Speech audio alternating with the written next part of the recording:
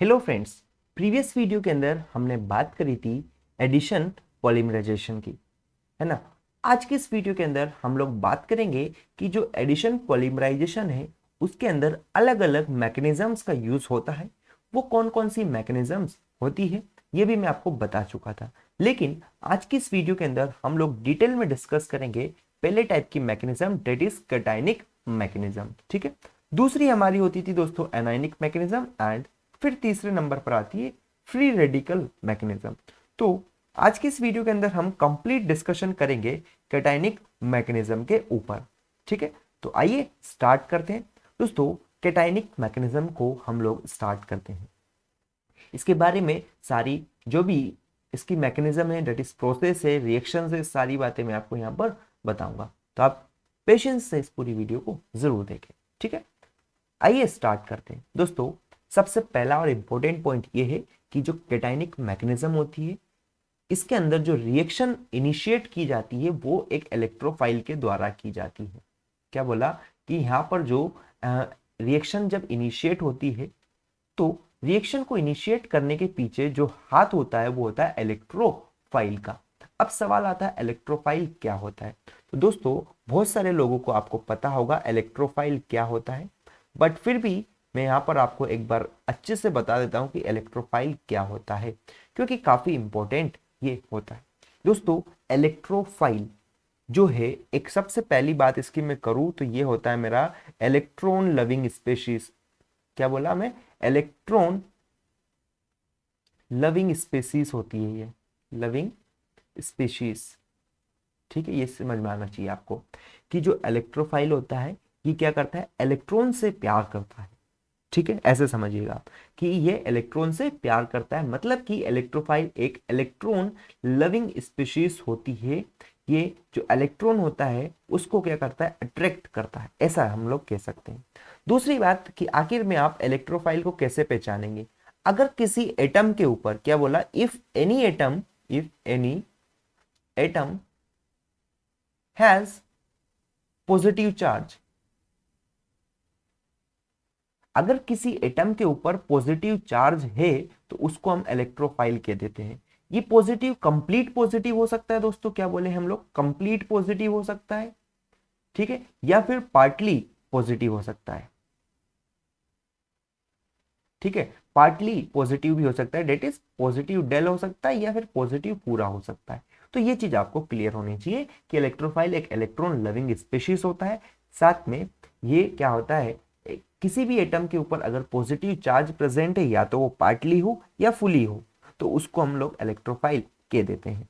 ठीक है, एग्जाम्पल के तौर पर अगर मैं आपको बताऊं दोस्तों इलेक्ट्रोफाइल के क्या क्या एग्जाम्पल्स हो सकते हैं, तो एक तो मेरा H पॉजिटिव हो सकता है, साथ में CCl जो हो गया ये मेरा एक इलेक्ट्रोफाइल हो सकता है, C डबल बॉन्ड O हो गया तो ये भी एक इलेक्ट्रोफाइल है। तो ये कुछ सारे एग्जाम्पल्स है किसके, इलेक्ट्रोफाइल के, जो कि आपको ध्यान में रखना है। यहाँ पर दोस्तों कैटायनिक मैकेनिज्म के अंदर जो मेजर यूज आएगा वो मेरा आएगा कौन सा, electrophile, that is H positive.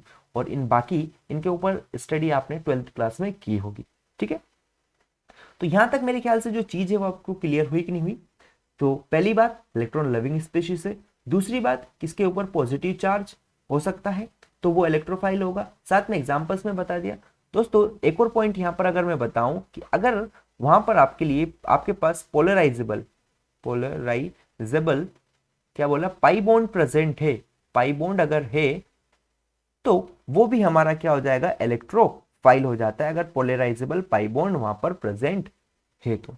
ठीक है, तो ये कुछ बातें थी जो कि आपको जाननी थी इलेक्ट्रोफाइल से रिलेटेड। और भी कुछ बातें मैं अगर बताऊं इलेक्ट्रोफाइल से रिलेटेड तो दोस्तों क्या, कि इलेक्ट्रोफाइल जो होता है मेरा, क्या बोला मैं, इलेक्ट्रोफाइल जो होता है वो मेरा इलेक्ट्रॉन को एक्सेप्ट करता है। Electrophile electrophile accepts electron electron during reaction, मतलब जब रिएक्शंस होती है ड्यूरिंग रिएक्शन तो उसके वक्त जो हमारा इलेक्ट्रोफाइल होता है वो इलेक्ट्रॉन को एक्सेप्ट कर लेता है। ठीक है, तो मेरे ख्याल से यहां तक चीजें आपको क्लियर हो गई होगी। दोस्तों इलेक्ट्रोफाइल जैसा है ऐसे ही एक न्यूक्लियोफाइल होता है, इसके बारे में भी मैं आपको बताने वाला हूं जब हम लोग एनायनिक रिएक्शंस देखेंगे। लेकिन फिलहाल अब हम लोग किसके ऊपर फोकस करेंगे, हम फोकस करेंगे कैटायनिक रिएक्शंस के ऊपर। इलेक्ट्रोफाइल से रिलेटेड जो भी जानकारी आपको जरूरत थी वो मैं आपको बता चुका हूं, ठीक है। तो यहाँ पर क्या बोल सकते हैं कि जो मैकेनिज्म है डेट इज कौन सी मैकेनिज्म, कैटायनिक मैकेनिज्म, ये इनिशिएट की जाती है किसके द्वारा, इलेक्ट्रोफाइल के द्वारा। और इलेक्ट्रोफाइल यहाँ पर क्या लेके चलेंगे हम दोस्तों, H पॉजिटिव, ठीक है। और ये रिजल्ट करता है किसका, फॉर्मेशन ऑफ कार्बोकेटायन का as an intermediate and does known as cationic mechanism. अब सवाल आता है कि इसको कैटायनिक मैकेनिज्म क्यों कहा जाता है। दोस्तों इसको कैट आयोनिक मैकेनिज्म इसलिए कहा जाता है क्योंकि इसके इंटरमीडिएट प्रोडक्ट जो है, इंटरमीडिएट जो है इसमें बनता है वो हमारा कैसा होता है दोस्तों, कार्बोकेटायन, कार्बोकेटायन प्रोडक्ट बनता है, मतलब कि C पॉजिटिव बनता है, इसलिए इसको हम लोग क्या बोल सकते हैं, कैटायनिक मैकेनिज्म कहते हैं। मतलब सीधी सी बात कहने का ये है कि ये जो रिएक्शन है इस रिएक्शंस को एक इलेक्ट्रोफाइल इनिशिएट करता है, ठीक है। इलेक्ट्रोफाइल इनिशिएट करता है जो कि रिजल्ट करता है एक कार्बोकेटायन के फॉर्मेशन में, और वो कार्बोकेटायन जो होता है दोस्तों क्या होता है, हमारा इंटरमीडिएट होता है। अब इंटरमीडिएट एज ए कार्बोकेटायन बन रहा है तो उस पूरी रिएक्शन को नाम दे दिया गया है क्या, कार्बोकेटायनिक या कैटायनिक मैकेनिज्म। मेरे ख्याल से ये चीज क्लियर हो गई होगी। इसी के अंदर आगे अगर बात करें दोस्तों, जो कैटायनिक मैकेनिज्म है इसको टर्मिनेट करता है कौन, न्यूक्लियोफाइल।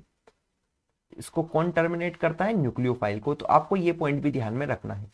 दो पॉइंट आपको जो सबसे पहले ध्यान रखना है कि जो रिएक्शन है दैट इज इनिशिएशन कौन कर रहा है, यहाँ पर इनिशिएशन करता है हमारा इलेक्ट्रोफाइल, इसको E पॉजिटिव से हम लोग डिनोट करते हैं।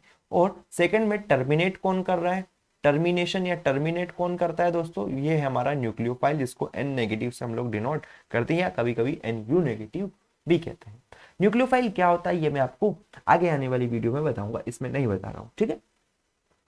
लेकिन इतना ध्यान रख सकते हैं जैसा कि हमारा इलेक्ट्रोफाइल है, इलेक्ट्रोफाइल का जस्ट ऑपोजिट क्या हो जाएगा, हमारा न्यूक्लियोफाइल हो जाता है, ठीक है। तो फिलहाल यहां तक आपको जानना यह है कि जो कैटायनिक मैकेनिज्म है इसको कौन स्टार्ट करता है, इसको इनिशिएट करता है इलेक्ट्रोफाइल और टर्मिनेट करता है हमारा न्यूक्लियोफाइल, ठीक है। आगे अगर बात करें दोस्तों तो यहां से अपन क्या कह सकते हैं, we can conclude that in this reaction initiator is electrophile, intermediate is carbocation and inhibitor that is terminator is nucleophile। तो यहां से आप ये चीज क्या कर सकते हैं दोस्तों, कंक्लूजन में ला सकते हैं कि जो इनिशिएटर है वो कौन था, आपका इलेक्ट्रोफाइल। जो इंटरमीडिएट जो प्रोडक्ट बन रहा था वो था हमारा carbocation that is C positive बोल दो इसको, और जो टर्मिनेटर है वो होता है क्या, न्यूक्लियोफाइल, जिसको हम NU नेगेटिव से डिनोट करेंगे। तो ये सारी की सारी अभी तक कार्बोकेटायनिक मैकेनिज्म के अंदर जो समरी थी वो यहां पर लिख के लाया हूं, जिससे कि आपको ये चीज क्लियर हो जाए। मेरे ख्याल से अभी यहां तक कोई डाउट आपको नहीं रहा होगा, ठीक। बस अभी तक आपको ध्यान में रखना है क्या कि मैंने आपको न्यूक्लियोफाइल नहीं बताया है कि न्यूक्लियोफाइल क्या होता है, उसको मैं आपको आगे आने वाली वीडियोस के अंदर अच्छे से बताने वाला हूं, इसलिए अभी यहां पर नहीं बता रहा हूं, ठीक है। तो यहां पर जो ध्यान रखना है आपको, सबसे मेन जो इंपॉर्टेंट चीज है वो है दोस्तों ये कंक्लूजन। कंक्लूजन में भी मैं आपको बताया कि जो इनिशिएटर होता है वो तो इलेक्ट्रोफाइल होता है और जो टर्मिनेटर होता है वो हमारा न्यूक्लियोफाइल होता है, लेकिन जो इंटरमीडिएट जो बनता है, इंटरमीडिएट हमारा कार्बोकेटायन होता है, और इसी के नाम पे हमने नाम रखा गया क्या, कैटायनिक मैकेनिज्म।